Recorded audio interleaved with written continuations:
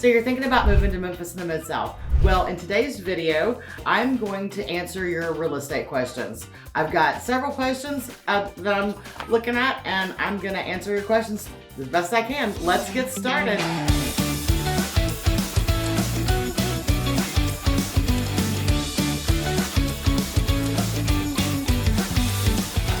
So if this is your first time to the channel and you want to know everything there is to know about living in Memphis in the Mid-South, well, you're in luck. I am Amy Clark with Realtors. I'm licensed in Mississippi and in Tennessee, and I'm here to answer your real estate questions today. We get calls every day from people just like you getting ready to move into Memphis in the Mid-South. Whether it's 9 days or 9 months, doesn't matter to me. I'm here to help make your move as smooth as possible. All right, let's dive into today's video, questions and answers. What's involved in a home inspection? Okay, home inspection is a crucial step. Now, during a home inspection, they examine the whole house inside and out. So they're gonna walk around the house, they're gonna look at rotting wood, broken windows, and appraisers look for rotting wood and broken windows too. But the inspector, he works for you, the buyer, and you hire him. It's a couple $100 and it takes a couple hours. You don't need to be there. Your real estate agent, your realtor, definitely needs to be at the home inspection to protect the seller and to make sure that everything's okay. So I would sit there at the home inspection, not bothering the inspector, let him do his job, and then at the end of it, he'll tell me what he thinks are major components, or nothing is wrong, or everything is wrong, or he'll break down.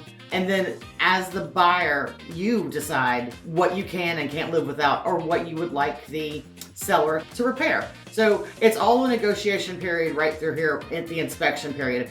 Usually you have about a week about 14 or 15 days to get all your inspections done. And when I say all of your inspections, I mean, if there's a pool, you need a pool inspection, wintertime or not. Especially down here, we will open pools up in the wintertime to make sure pumps are running and everything's working normally. So we do pool inspections, do home inspections. You're gonna get a termite inspection. All these inspections need to be done right at the same time, okay? So during your inspection period. Okay, so the inspector is gonna look for electricity problems, he's gonna look for plumbing problems, he's gonna look for, basically, does this work or does it not work? He's going to tell you the age of your air conditioner unit, the make, model, brand. They're going to tell you everything that you need to know about your hot water heater, ceiling fans, light bulbs, light fixtures. If a light bulb is burned out, like this one is burned out today, the inspector will call that a broken appliance.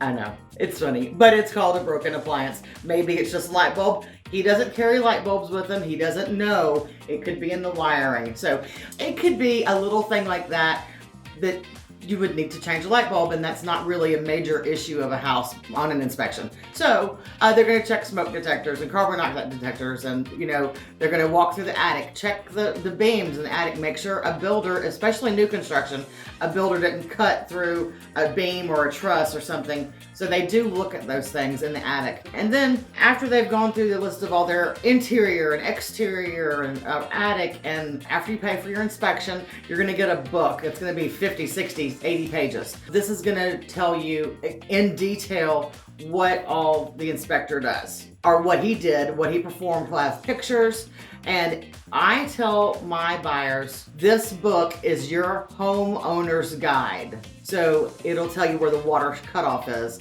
the main water cutoff to the house, where, how old your appliances are. Is the dishwasher at the end of its life, or can it last another couple of years? Same with the roof. Some of them get on the roof, some of them don't get on the roof. We want to make sure we get an inspector that can cover everything for you.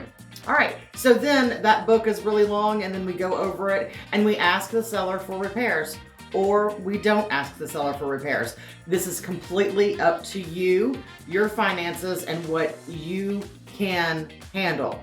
Meaning, you've never DIY'd a remodel of a bathroom before, you probably shouldn't be asking the seller to rip out the whole bathroom and redo it, or you thinking that you can do it all on your own. So these are little things. It's not cosmetic stuff. It's really just functionally working stuff in the house. So then we go through our negotiation period with the seller and we walk out from there. How long does it take to close on a house? Closing on a house is 30 to 45 days. It could be a little bit longer with a VA loan. It may take some more time with an out-of-town lender. They may not know the same standards of practice that we have down here. However, I'm going to be working on the contract end of it. The lender is going to be working on your finance side of it, and the attorneys are going to be working on the closing side of it. So the title work and making sure that somebody's grandma didn't leave Timmy a house and it happens to be your house after you buy it. We want to clear the title, make sure you have title insurance and a clean title to make sure that the closing goes through and nobody comes after you buy the house to claim your property. We don't want that happening. That's why we have attorneys involved. All right, so it takes everybody all these days to get things done, as well as us, me and you. We have to get all of our inspections, and we have to negotiate with the seller, and we have to make sure that the seller's gonna do their end of the bargain. And after, when the seller says, oh, I'll get grandma's stuff out of the house in just a few days. No, sellers do not do anything after they get money from you. So I've had to ask people to not close on their house when they're supposed to because the seller hasn't cleaned up the yard, hasn't followed their end of the bargain. So when they follow their end of the bargain and online, on time, everything can run smoothly. The buyer has to follow their end of the bargain too, and everything can run smoothly as well. All right, so it does take some time. Mostly the time is specifically for the lender and their processes and underwriting and everything that the lender has to go through, and their attorney and do paperwork as well. So there's two attorneys involved, one on the seller side, one on the buyer side, and you don't sit down across from the seller when you're closing on your house. So by the time the lender says to me, okay, so we're clear to close, that means you've bought a house. That's it, loan's done, you've bought a house. Now, the next 3 days, we're gonna go into the closing ceremony. We're sit down in front of the lawyer and you're gonna physically sign the paperwork.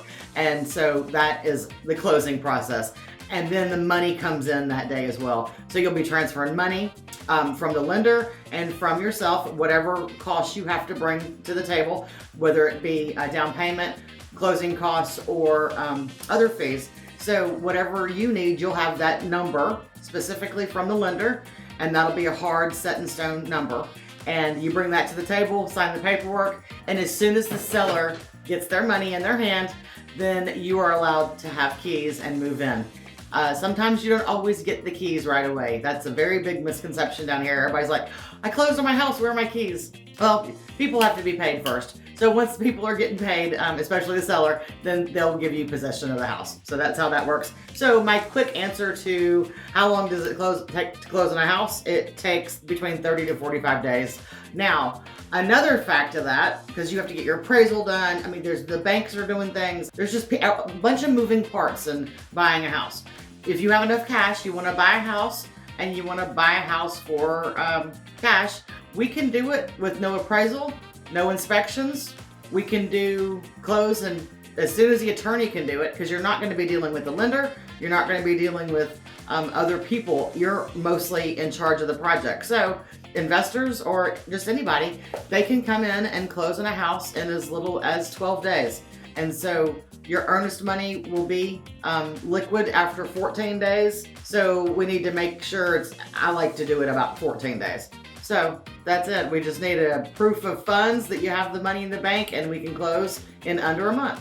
All right, maybe I explained that well, maybe I went around the bush on that one. Okay, what is PMI? PMI is insurance that you pay, again, every month to the bank because you didn't put 20% down on your down payment to buy your house. So I've been in that position before where every month it was an extra $150 on top of my principal, my interest, my insurance, taxes, and PMI. So PMI is private mortgage insurance. So if I run out of my house and don't pay my bills, the lender still gets their money. That's the private mortgage insurance that you're paying for. So if you put down enough money, say 20% or more, then you do not have to pay PMI. The only exception to this is the VA loan. The VA loans do not have to put 20% down. And they are not charged private mortgage interest. They're not charged PMI. So just for that, just let you know about that one. But if you buy from a builder, maybe a builder will give you special discount points or rates or something.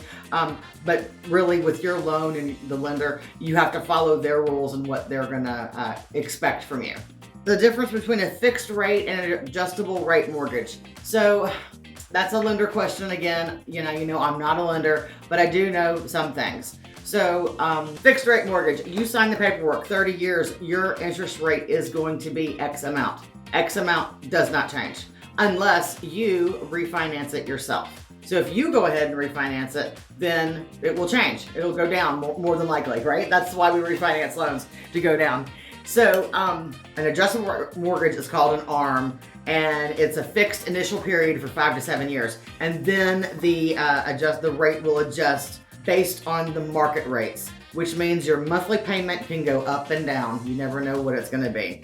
Fixed rate mortgages are popular for stability, but ARMs can offer lower initial interest rates, which can be a good fit if you don't plan to stay in your house for more than, say, 5 to 7 years, and you sell it and you get rid of that ARM, you get rid of that adjustable rate mortgage. All right, I hope my answers helped you answer some of your questions about real estate and the real estate market. So if you liked it, like me and subscribe to my my YouTube channel, Living in Memphis in the Mid-South. You know, I get calls every day from people just like you, ready to move in a few months or a few weeks. I'd love to help make that move as smooth as possible for you. So let's connect, call me, and I'll get in touch with you and we'll see what we can do for you. Thanks for watching my video, question and answers, and maybe I'll come up with another question and answer one later. Thanks.